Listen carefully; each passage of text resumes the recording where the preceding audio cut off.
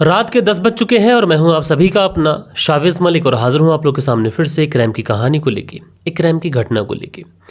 दोस्तों, आए दिन हम आप लोग को क्राइम की कहानियां सुनाते हैं और इन ज़्यादातर कहानियों के अंदर अगर आप लोग को एक चीज़ बहुत ज़्यादा सिमिलर मिलती है तो वो चीज़ होती है अवैध संबंध, यानी शादी के बाद नाजायज़ ताल्लुकात।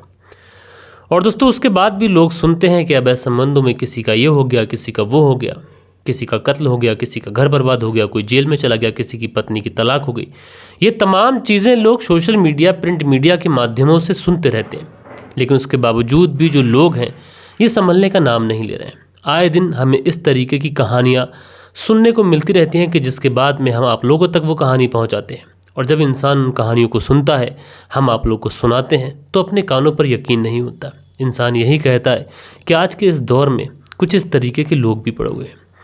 दरअसल दोस्तों, आज की जो कहानी मैं आप लोग को सुनाऊंगा, इस कहानी के अंदर न कि रिश्तों का कत्ल हुआ, बल्कि एक इंसान इस दुनिया से हमेशा हमेशा के लिए चला गया, और जिसकी वजह से ये सब कुछ हुआ, उसका क्या इसमें कसूर था या फिर नहीं था, आखिर पूरी इस घटना के अंदर क्या कुछ हुआ था, यही सारी चीज़ें बहुत डिटेल में मैं आप लोगों के साथ में डिस्कस करूंगा। लेकिन दोस्तों, वीडियो को शुरू करूं उससे पहले आप सभी लोगों से रिक्वेस्ट है, और रिक्वेस्ट ये है कि दोस्तों, कि अगर आप लोग पहली बार चैनल पर आए हैं तो इसे सब्सक्राइब करें, बेल आइकन को ऑल पे प्रेस करें, ताकि जो क्राइम स्टोरीज़ मैं आप लोगों तक लेके आता हूं वो समय पर आप लोगों तक पहुंच सकें और आप लोग क्राइम स्टोरीज़ को सुनकर सतर्क रह सकें, सावधान रह सकें। दोस्तों, बात करूँ अगर मैं आज की घटना की, तो आज की घटना की अगर हम लोग शुरुआत की बात करें तो शुरुआत होती है इस कहानी की बिहार प्रदेश से। बिहार में एक ज़िला लगता है पूर्णिया ज़िला, और इसी पूर्णिया ज़िले के अंदर एक व्यक्ति जिसका नाम मोहम्मद जलाल रहा करता है। मोहम्मद जलाल कामकाज किया करता है, मेहनत मजदूरी किया करता है। परिवार को लगता है कि मोहम्मद जलाल अब बड़ा हो चुका है, इसलिए मोहम्मद जलाल की शादी करनी चाहिए। लिहाजा परिवार वाले जो थे वो मोहम्मद जलाल के लिए लड़की देखना शुरू कर देते हैं। और दोस्तों, मोहम्मद जलाल की किस्मत अच्छी रहती है कि पड़ोस में ही जो गांव है, उस गांव की रहने वाली एक लड़की के साथ में मोहम्मद जलाल का रिश्ता तय हो जाता है। मोहम्मद जलाल का रिश्ता तय होता है, बाकायदा शादी की डेट फिक्स होती है। उसके बाद में मोहम्मद जलाल की शादी उस लड़की के साथ में हो जाती है। अब वो जो लड़की थी, अब मोहम्मद जलाल की पत्नी बन चुकी थी। लिहाजा वो लड़की और मोहम्मद जलाल दोनों एक दूसरे के साथ में अपनी बेहतर तरीके से ज़िंदगी बिताने की कोशिश करते हैं। ज़िंदगी अच्छे तरीके से बिता रहे हैं, सारी चीज़ें बहुत एक्यूरेट तरीके से चल रही हैं।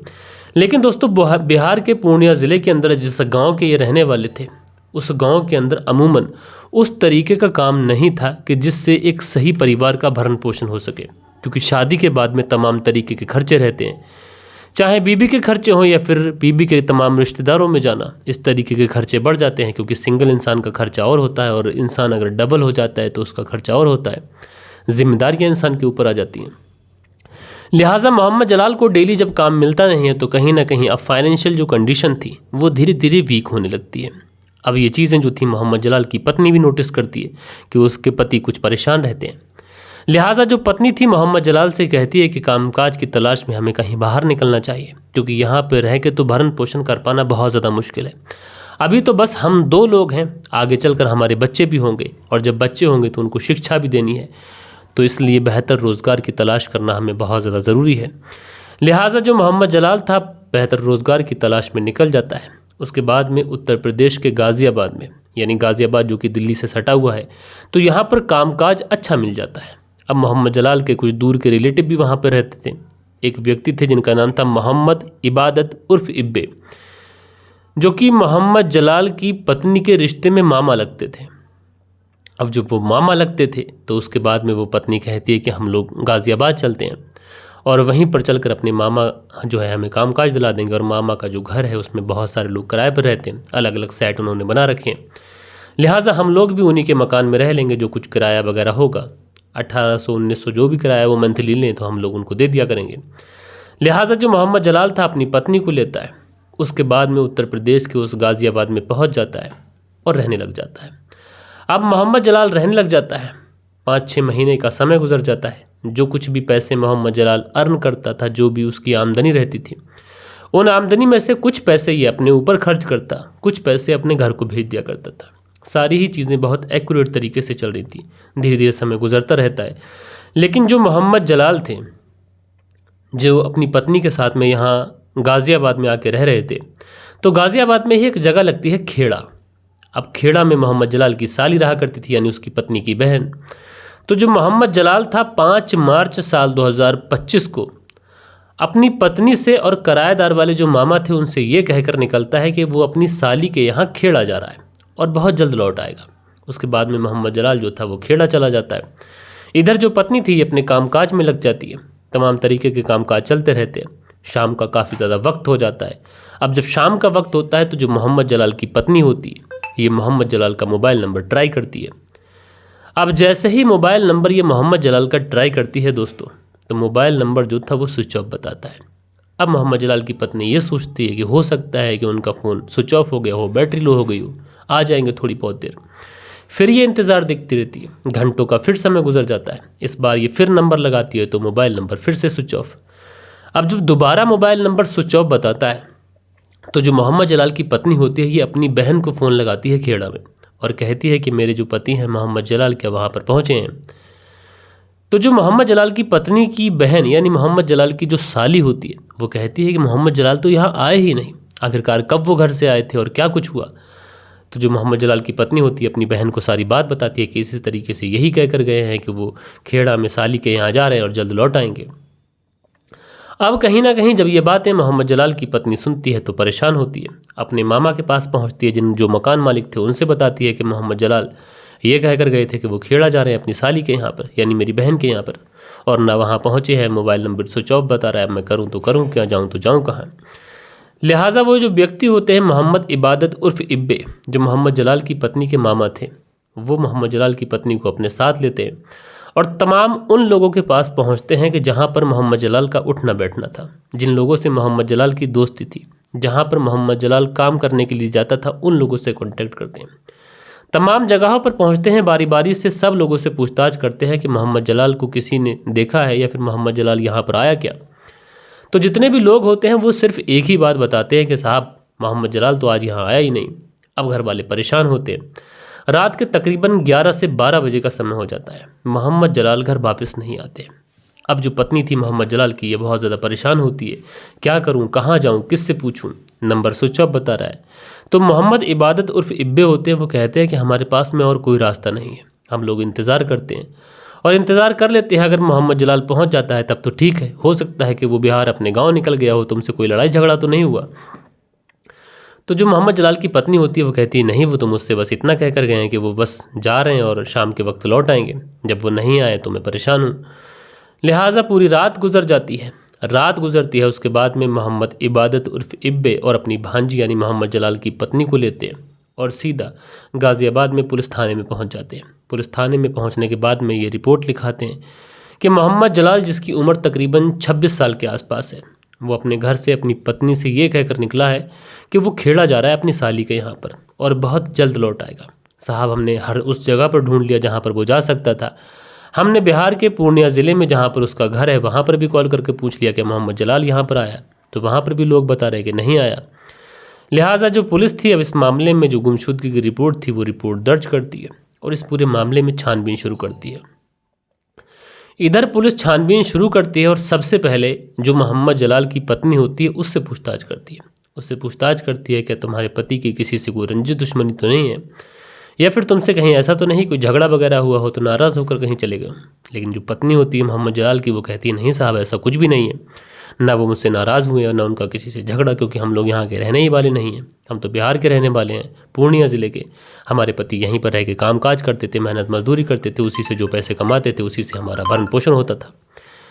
लिहाजा जो पुलिस वाले थे इस मामले में गंभीरता दिखाते हैं। गंभीरता दिखाने के बाद में मामला दर्ज करते हैं और इस पूरे मामले में छानबीन शुरू करते हैं। सबसे पहले मोहम्मद जलाल का मोबाइल नंबर लिया जाता है, उसकी लास्ट लोकेशन ट्रैक की जाती है, तो पता चलता है कि उसकी जो लास्ट लोकेशन है ये एक अभय खंड में एक पार्क पड़ता है, वहाँ की है। अब जैसे ही अभय खंड के उस पार्क की लास्ट लोकेशन मिलती है पुलिस तुरंत वहाँ पर पहुँचती है। और दोस्तों जब पुलिस उस अभय खंड के पार्क में पहुँचती है तो उसके अंदर जब पार्क में जाकर छानबीन की जाती है, क्योंकि पुलिस को जो लोकेशन थी अभी भी वहीं की बता रही थी। अब जब लास्ट लोकेशन के आधार पर पुलिस जब खंगालने की कोशिश करती है तो आखिरकार एक झाड़ियों में छुपा हुआ मोहम्मद जलाल का शव मिलता है। शव इस तरीके से था कि उसके जो सर था उसको ईंट और पत्थर से कुचला गया था। अब इस तरीके से शव का मिलना एकदम से पुलिस वालों में हड़कंप मच जाती है। मोहम्मद जलाल की पत्नी देखती है तो उसका तो बुरा हाल हो जाता है। उधर मोहम्मद जलाल की पत्नी के जो मामा थे मोहम्मद इबादत उर्फ इब्बे, उनका भी रो रो कर बुरा हाल कि ये क्या हो गया। उसके बाद में पुलिस पूरा मामला जो था वो उसको बहुत बारीकी से चेक करती है, डेड बॉडी की समीक्षा करती है, उस घटना स्थल को बहुत बारीकी से चेक करने के बाद में सील कर देती है और जो डेड बॉडी थी उस डेड बॉडी को पोस्टमार्टम के लिए भेजती है। अब पुलिस को जो सबसे पहले पता लगाना था वो पता लगाना था कातिल का, क्योंकि डेड बॉडी भी मिल चुकी थी, शिनाख्त भी हो चुकी थी।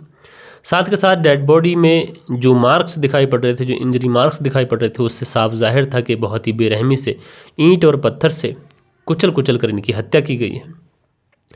लिहाजा पुलिस जो थी अब इस मोहम्मद जलाल के जो कपड़े थे उनकी तलाशी करती है। जब उनकी तलाशी की जाती है पोस्टमार्टम भेजने से पहले तो वहाँ पर मोहम्मद जलाल का एक मोबाइल मिलता है।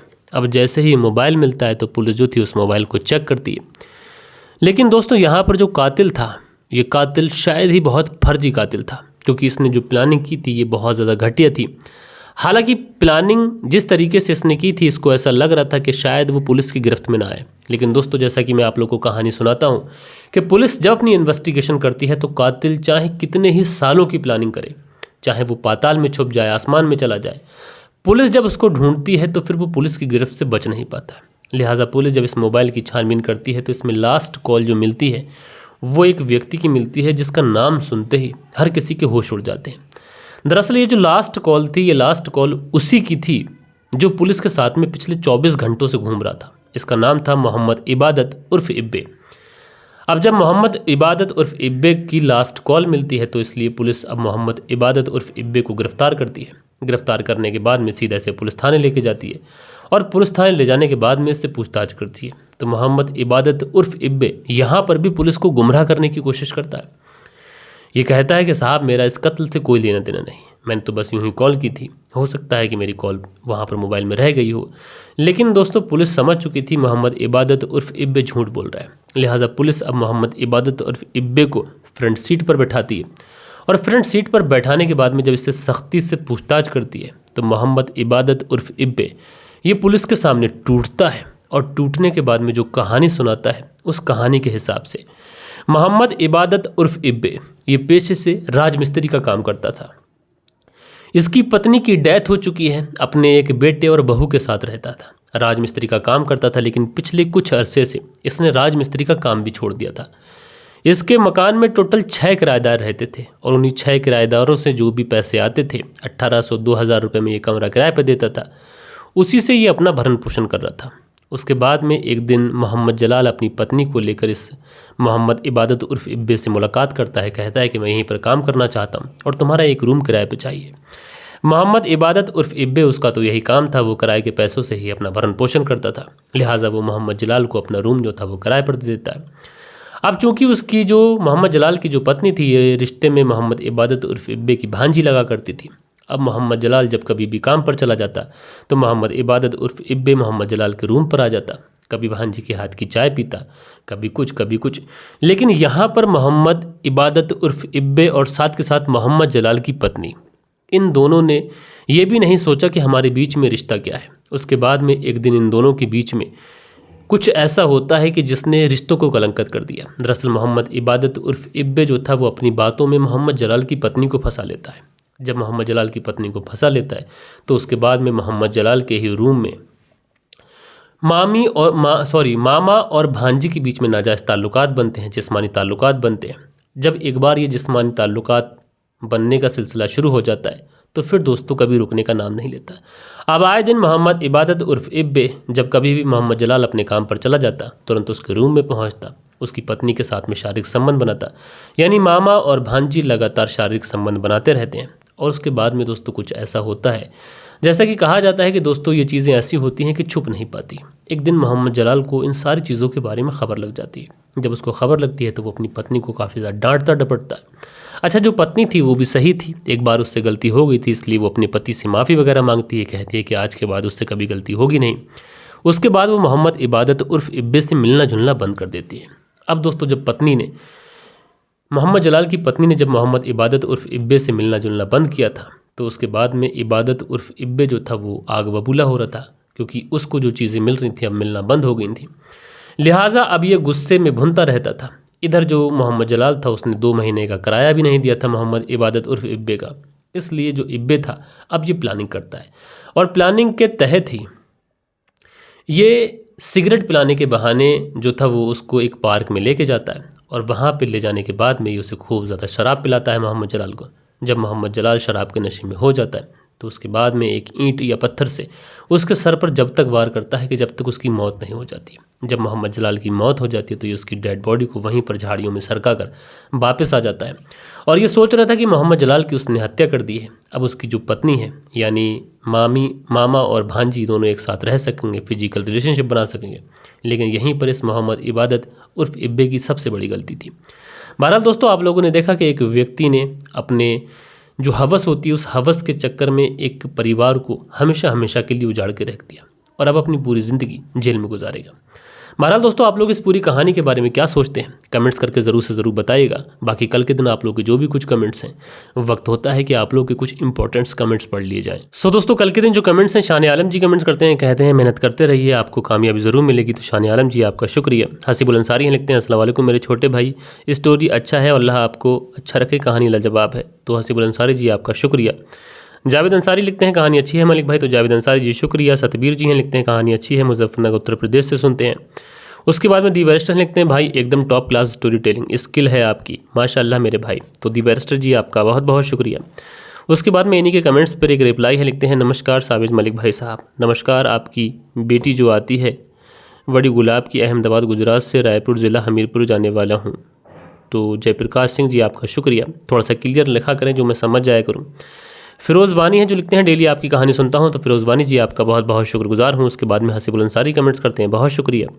शाकिर हुसैन है, लिखते हैं मलिक भाई आपकी स्टोरी सुनते हैं जाकर दिल को सुकून मिलता है गोपालगंज से। तो भाई शाकिर हुसैन जी आपका शुक्रिया।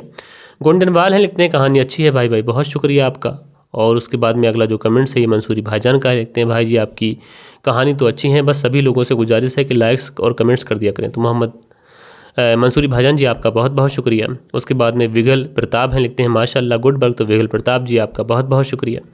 हसीबुल अंसारी हैं और लिखते हैं इस टाइम पर कहानी सही टाइम पर नहीं सुन पा रहे हैं मेरे छोटे भाई। तो भाई कोई बात नहीं, आप सुन रहे हैं इतना ही बहुत है। उसके बाद में अगला जो कमेंट्स है जे कंसारी करके है और ये लिखते हैं सर मैं सऊदी अरबिया से रियाद से आपकी कहानी सुनता हूँ। और भाई आपका बहुत बहुत शुक्रिया। धीरज चौधरी हैं, लिखते हैं कहानी सुनकर बहुत अच्छा लगा भैया, आप ऐसे ही कहानी सुनाते रहिए भैया, लड़की की गलती है, लड़की के माँ बाप की थी। तो बहुत शुक्रिया आपका। फिरोज़ बानी है, लिखते हैं बहुत अच्छे से आपकी आवाज़ आती है, बहुत शुक्रिया। गुंडरवाल जी लिखते हैं भाई बहुत शुक्रिया। बालिश विहारी हैं, लिखते हैं मलिक साहब जी नमस्कार जी, कहानी तो रोज़ सुनता हूँ और कभी पत्नी का कत्ल हो जाता है तो कभी किसी का कत्ल हो जाता है, इस तरीके से ये कहानी रोज़ सुनने को मिलती है भाई। उसके बाद में नूर मोहम्मद अपना कमेंट्स करते हैं, लिखते हैं सर गुड वक्त। तो नूर मोहम्मद जी शुक्रिया। टीएस गेमिंग करके हैं, लिखते हैं नाइस स्टोरी फ्रॉम इटली से कहानी सुनते हैं, बहुत शुक्रिया। गेश आहूजा हैं, लिखते हैं गुड जॉब। तो गेश आहूजा जी शुक्रिया। उस्मान गुज्जर हैं, लिखते हैं very nice and good story Malik भाई साहब। तो भाई शुक्रिया। गेश आहूजा आगे लिखते हैं नाइस सर, तो बहुत शुक्रिया। फिरोज़ बानी हार्ट बनाते हैं, बहुत शुक्रिया। अरुण ठाकर हैं, लिखते हैं न्यू फैन भाई अरुण फ्रॉम पलवल हरियाणा जी। तो अरुण मेरे भाई बहुत बहुत शुक्रिया कि आप नए हमारी फैमिली में जुड़े हैं। एमडी कासिम हैं, लिखते हैं अस्सलाम वालेकुम गुड स्टोरी भाई, ये सारी गलती लड़की की है। तो एमडी कासिम जी वालेकुम सलाम, शुक्रिया आपका। हैरी छेत्री हैं, लिखते हैं ये कहानी तेरी फैमिली की होती तो तू यूट्यूब में डालता क्या नहीं। तो हैरी छेत्री जी अगर मेरी फैमिली की कहानी होती तो मैं ना डालता तो कोई दूसरा डालता, क्योंकि क्राइम अगर हुआ है तो वो दुनिया के सामने ज़रूर आता है, उसको छुपाया जा नहीं सकता। बाबूजी अंसारी हैं, लिखते हैं नाजायज़ संबंध का अंत बुरी तरह होता है भाई साहब। मोहम्मद जीशान अंसारी जिला हरदोई उत्तर प्रदेश से सुनते हैं। तो भाई मोहम्मद जीशान अंसारी जी शुक्रिया। तारिक अंसारी हैं, लिखते हैं अस्सलाम वालेकुम भाई मलिक भाई, स्टोरी अच्छी है, इसमें दोनों को बराबर गलती है, शिशी किला और शिशक की। तो भाई आपका शुक्रिया। गेश आहूजा जी प्रणाम बोलते हैं भैया प्रणाम। हसीबुल अंसारी हैं, लिखते हैं nice story. Hasibul Ansari Dubai में रहकर कहानी सुनते हैं, रहने वाला सीतापुर का हूँ सिधौली से। तो भाई आपका बहुत बहुत शुक्रिया। फिरोज़ बानी हैं, लिखते हैं मैं कोमापली हैदराबाद से कहानी सुनता हूँ। तो फिरोज़ बानी जी आपका शुक्रिया। लईक अब्बास गुलिस्तानाज बागपत यूपी से कहानी सुनते हैं। सुनील त्यागी जी बुलंदशहर से कहानी सुनते हैं। अली रोशन जी लिखते हैं नाइस स्टोरी, इसमें सबसे ज़्यादा कसूर लड़की का है, शादी हो गई थी तो उसका अपना घर बसा लेना चाहिए था। तो अली रोशन जी आपका शुक्रिया। माजिद अंसारी जी लिखते हैं अपना कमेंट्स, बहुत शुक्रिया। मोहम्मद रहमतुल्लाह अपना कमेंट्स करते हैं भाई, बहुत शुक्रिया। नसीर अहमद हैं जो सलाम करते हैं, वालेकुम सलाम भाई। आमिन गुज्जर अपना प्यारा सा कमेंट्स करते हैं फैसलाबाद पाकिस्तान से, भाई शुक्रिया। उसके बाद में जेक अंसारी करके हैं, लिखते हैं अस्सलाम वालेकुम सर, तो भाई वालेकुम सलाम। उसके बाद में मोहम्मद मजहर आलम है, लिखते हैं अस्सलाम वालेकुम भाई, मैं वेस्ट बंगाल से हूँ, आज मेरी बीबी का बर्थडे है तो प्लीज़ आप उसे विश कर दीजिएगा, नाम मासूमा नाज है। तो मोहम्मद मजहर आलम जी, तो आपकी जो पत्नी है मासूमा नाज जी, उनको उनके जन्मदिन की ढेर सारी बधाइयाँ मेरी तरफ से, मेरे तमाम व्यूवर्स की तरफ से, मेरी फैमिली की तरफ से। जयराज जी भिलाई छत्तीसगढ़ से कहानी सुनते हैं, बहुत शुक्रिया। असलम जी लिखते हैं, अपना प्यारा सा कमेंट्स करते हैं, बहुत शुक्रिया। उसके बाद में अगला जो कमेंट्स असलम जी का ही है, तो इन्होंने कई सारे कमेंट्स किए हैं भाई, बहुत शुक्रिया। अजीत जी हैं, लिखते हैं भाई 46 साल का व्यक्ति बूढ़ा नहीं होता, अधेड़ होता है। बॉलीवुड वाले 60 साल के भी जवान हैं, तो आम आदमी बूढ़ा कैसे हो सकता है? तो गांव में तो लगभग 40-50 साल का आदमी लगभग बूढ़ी की कैटेगरी में आता है। और उसके बाद में अगला जो कमेंट्स दिवरेस्टर लिखते हैं भाई, 2 दिन से फ्लू हुआ था, अब जाकर तबीयत बेटर हुई है, तो भाई अपना ख्याल रखें। इके खान जी कमेंट्स करते हैं, बहुत शुक्रिया। बालिश बिहारी जी कमेंट्स करते हैं, शुक्रिया। गेश आहूजा जी कमेंट्स करते हैं, मंसूरी भाईजान और गेश आहूजा लगातार 2-3 कमेंट्स करते हैं। तो भाई ये कुछ प्यारे प्यारे कमेंट्स थे जो कल के दिन आप लोगों ने किए थे। आशा करता हूँ कि ये जो कहानी मैंने आप लोग को सुनाई है ज़रूर से ज़रूर पसंद आई होगी। और दोस्तों मैं कोशिश कर रहा हूँ अब आप लोगों के सामने, पहली बात तो कुछ लोग जो हमेशा बोलते हैं कि सर आप इस चैनल पर जो भी कहानी सुनाते हैं उसमें अवैध संबंधों की कहानी आती है, तो मैंने अब सारी ही चीज़ों को फ़िल्टर करने का फ़ैसला किया है। जैसे कि मैंने सोचा है कि मैं प्रॉपर तरीके से काम करूँगा। तो प्रॉपर तरीके से काम किस तरीके से करना है वो मैं आप लोग को बता दूँ। आप अलग अलग चैनल सब्सक्राइब करके रख लीजिएगा। इस चैनल पे मैं जो कहानी सुनाऊंगा वो कहानी जैसे मैं इस पे सुनाता हूँ वैसे ही सुनाऊंगा। उसके बाद में एक चैनल मैंने बना रखा है, आपको उस तक मैंने पहुँचा ही दिया है, शावेज़ मलिक क्राइम स्टोरी करके आप सर्च करेंगे तो आपको मिल जाएगा। उस चैनल पे मैं डॉक्यूमेंट्री स्टाइल में कहानी सुनाता हूँ, लाइक आप लोग उसमें क्लिपिंग वगैरह सब कुछ रहती है बेहतर तरीके से, जैसे एक हिंदी डॉक्यूमेंट्री होती है उस तरीके से कहानी सुनाता हूँ। अब मैंने सोचा है कि मैं इंटरनेशनल कहानियाँ कवर करने की सोच रहा हूँ और उसके लिए मैं एक अलग से चैनल बनाऊंगा ताकि इसी चैनल पर सब कचरा ना हो जाए। तो अलग अलग तरीके से चीज़ों को फ़िल्टर करेंगे और आने वाले दिनों में चीज़ें जो है आप लोग को और ज़्यादा बेहतर दिखाई पड़ेंगी। लेकिन उसके लिए आप लोग को हमें सपोर्ट करना है। इस चैनल पे आप लोग वीडियो पे जितना ज़्यादा लाइक करेंगे और जितने ज़्यादा कमेंट्स बार बार करेंगे आप, उतना ही ज़्यादा हमारा ये चैनल ग्रो होगा, जिससे हमें सपोर्ट मिलेगी और हम आगे तक आप लोगों के साथ में जुड़े रह सकेंगे। बाकी दोस्तों मिलते हैं कल के दिन किसी और क्राइम स्टोरी के साथ में। जब तक के लिए अपना ख्याल रखिएगा, देश का ख्याल रखिएगा, परिवार के रिश्तों की अहमियत को समझिएगा। जय हिंद, जय भारत।